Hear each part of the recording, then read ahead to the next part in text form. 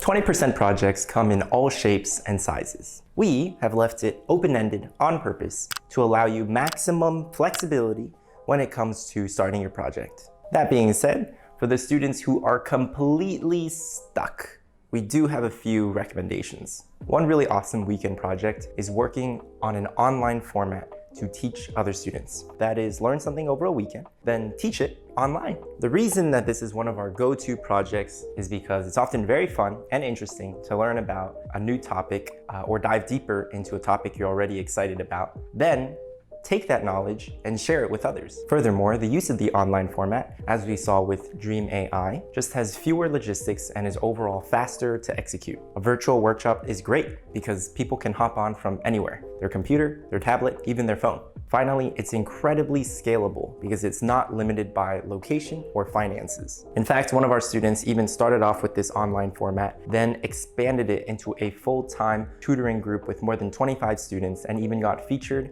by the Prime Minister of their country. If you guys are looking for successful examples of this format, check out Shams' Hoover Camp and Alex's 36IO. Another excellent weekend project we recommend is organizing a competition. This could be a weightlifting competition, a small poetry competition, a baking competition, etc.